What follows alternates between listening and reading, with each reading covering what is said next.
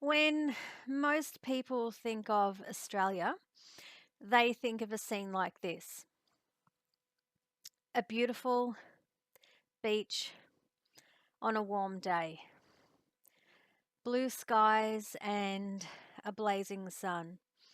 But the truth is that every state in Australia is different. Each state in Australia has different weather, different employment opportunities, and maybe even different culture.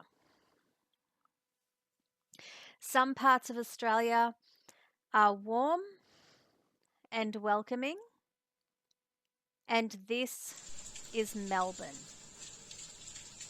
Can you imagine looking out your window and seeing this?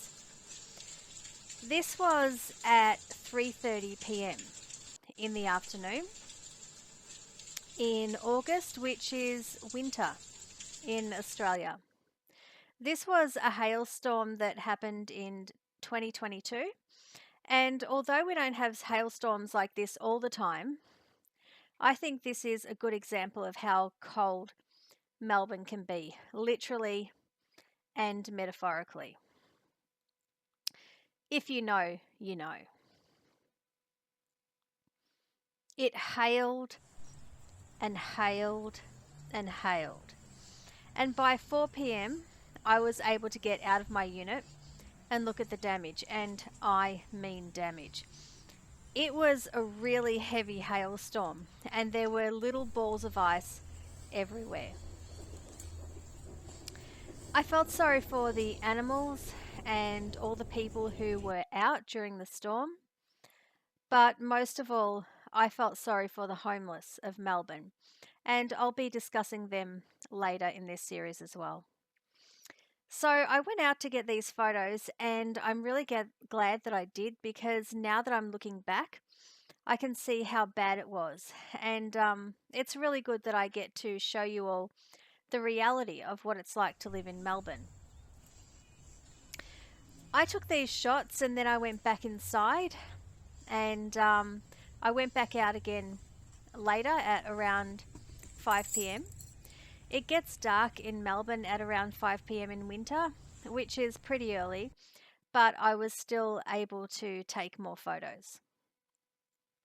I went to the park, and you can see the path here as it was getting dark, and all the hail was still there, even though the storm was a couple of hours earlier. There are a lot of possums and bats living in that park, and there's also owls and stray cats, so I can't imagine what they were thinking when the storm hit. It must have been terrifying for them, not to mention that it may have destroyed their nests or hiding places. The swings at the park were surrounded by hailstones, and it looked like the whole area was covered in snow. There's some in-ground trampolines at the park, and they were basically covered with all the hailstones too. Over at the spiderweb, it looked so creepy. The sun was setting, and it was surrounded by thousands of freezing cold hailstones.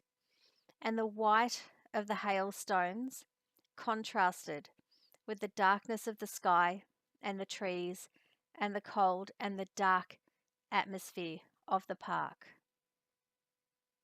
Walking home from the park, it was dark and the street lights were coming on. But the ice still hadn't melted. It was still there. It was crunchy and cold, and we actually picked up some of the hailstones and made a big ball of ice out of it